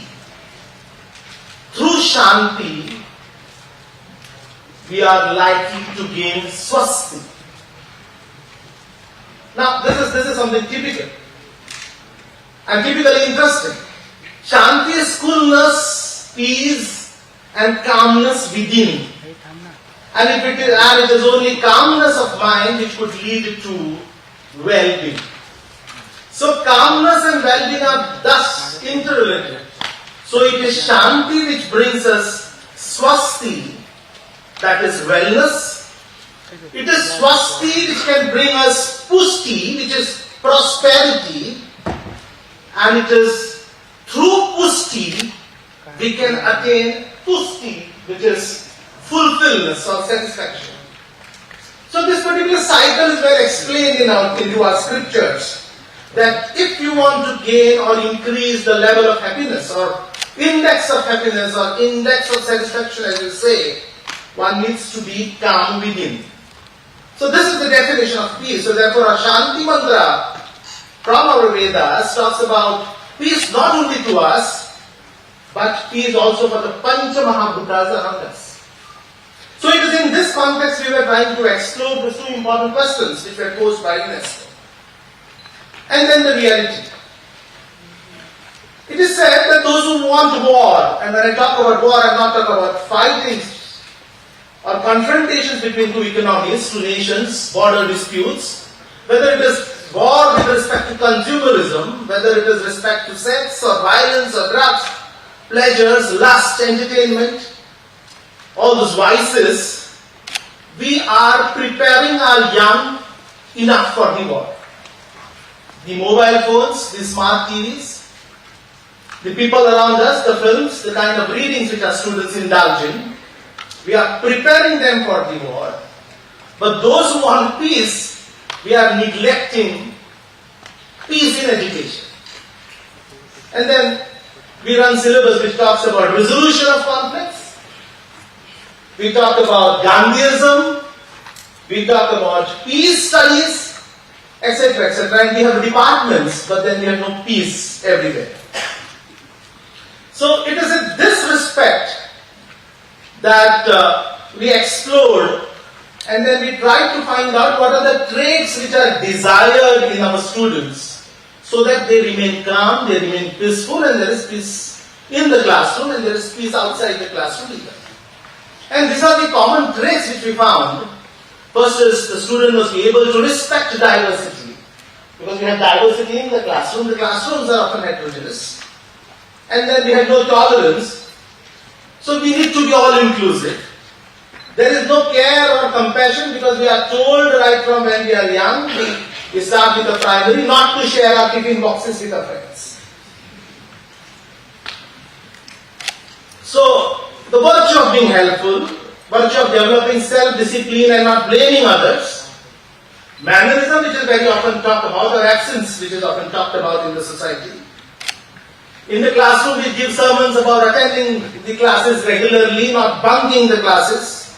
Being friendly, do your duty, do your homework, complete your assignment on time, and then we have something called deadlines which are shooted every time in the class.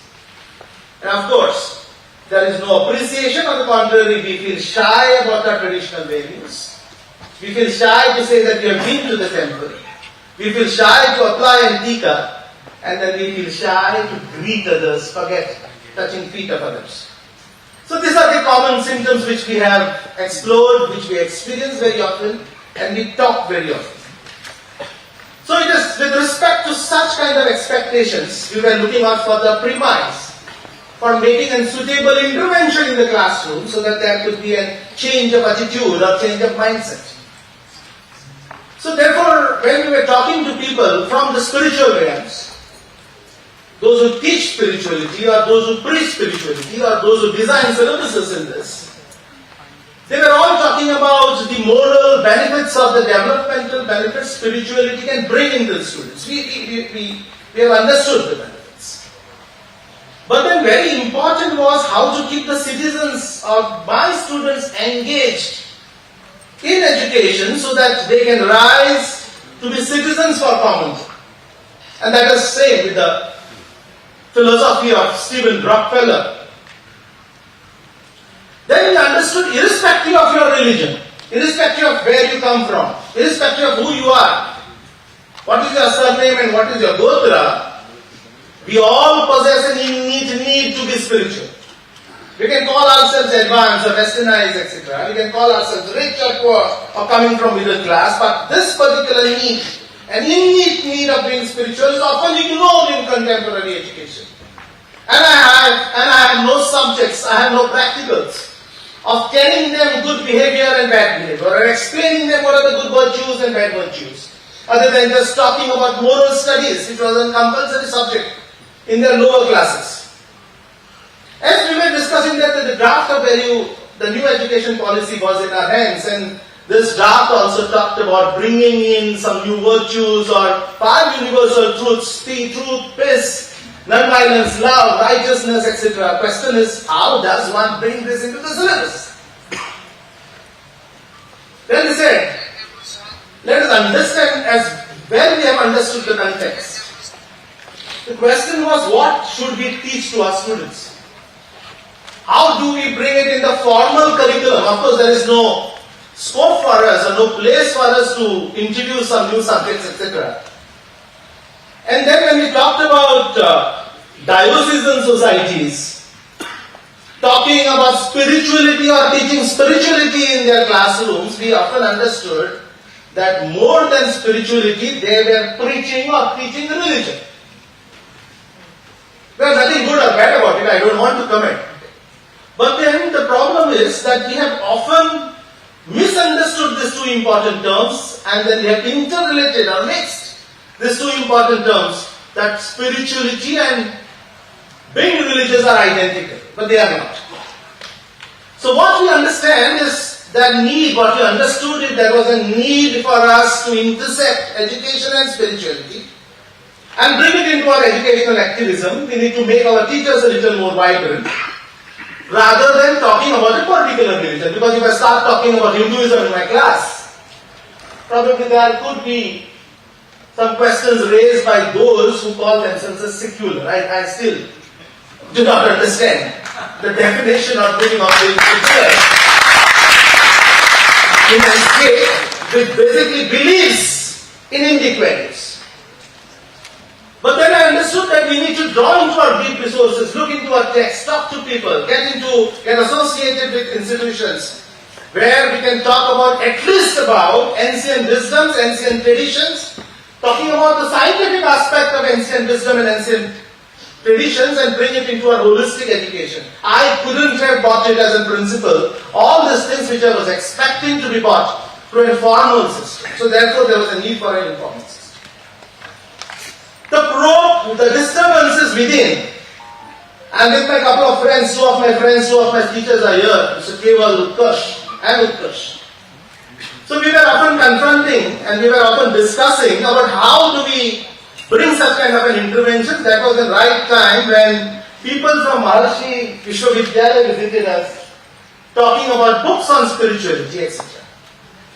We discussed an idea, and when I told them that there is something which is disturbing me, that my students are no longer self-mannered, they see through us, forget about respecting their parents. Every time we need to talk about deadlines and penalize them, talk about penal action rather than talking about correctives. It is more about a strict policy rather than a carrot policy. So I said something needs to be done, and they said that we are there to help you in whatever possible manner. We thought, let us formalize an agreement, let us get married into an idea, and then we officially got married with this idea with Maharshi Adhyatma Vishwavidyalaya. The idea was to develop a kind of an intervention where students would be involved into some wholesome educational experience, and the takeaway should be something meaningful which could be measured at the end of their experience. So it was more of a pilot process. And in this particular MOU, we talked about focusing on inclusiveness. See, remember, look at the words. We had to carefully choose these words because I never wanted any kind of objections from my management, from the government, from others who are watching what educators are doing. So we said, rather than talking about spirituality, of course I wanted to talk about spirituality, but I was very bitter about writing about spirituality because, as I said, when I talk about spirituality, they'll go by what is there on my forehead.